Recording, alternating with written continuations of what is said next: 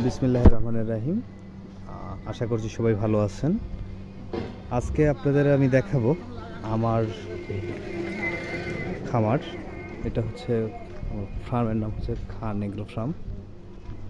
এই যে এটা হচ্ছে উপজেলা মোড় থেকে একটু সামনে, উপজেলা পরিষদের পাশেই যে মিলভিটা আছে, এই যে মিলভিটা, ঠিক মিলভিটা অফিসের অপোজিটেই হচ্ছে আমাদের খামার, অর্থাৎ এই যে টিনের গেট। এই পাশে মিলভিটা আর এই পাশে হচ্ছে আমাদের খামার। আর আমাদের খামারের ঠিকানা হচ্ছে পাবনা জেলা ভাঙ্গুড়া থানা, উপজেলা মিলভিটার অপোজিটেই। এই সাইডে মিলভিটটা, তার সামনেরটাই হচ্ছে আমাদের খামার। এটা হচ্ছে আমাদের খামার। অনেক বড় একটা জায়গা নিয়েই আমাদের খামারটি অবস্থিত। আসলে মূলত এই জায়গাটি হচ্ছে আমাদের ভাড়ায় নেওয়া। এই যে গরুর খড়,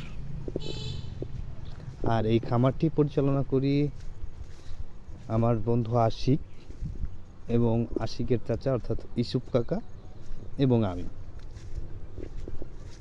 এটা হচ্ছে আমাদের যে গরুর কাজ করে ওনার থাকার ঘর।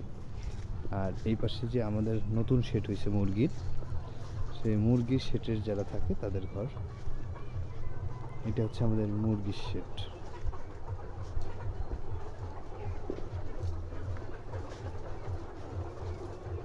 মাশাআল্লাহ সব মুরগিগুলোই অনেক সুন্দরভাবে খাচ্ছে।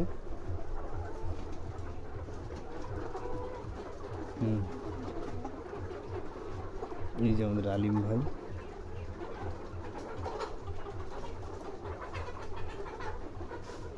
এই যে মুরগি, এই যে আমাদের ভাইস্তা আমিন,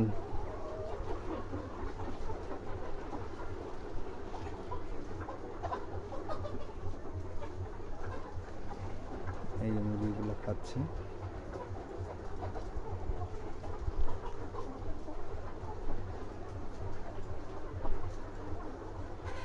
খাবার দেওয়া হচ্ছে তো এখন মোটামুটি সবাই খাচ্ছে।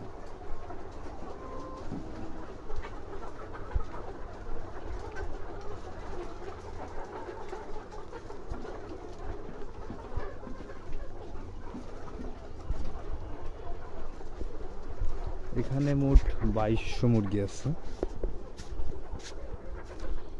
আর এটা হচ্ছে আমাদের গরুর শেড।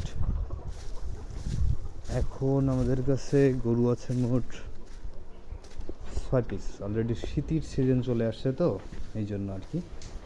এগুলো হচ্ছে খুব বড় বড় সাইজের গরু। এই যে এই একটা, এই একটা, এই পাশে একটা আছে। মোট 6টা গরু আছে এখন। এগুলো সব শাহিওয়াল জাতের গরু। এই যে একটা বিশ্রাম করতেছে।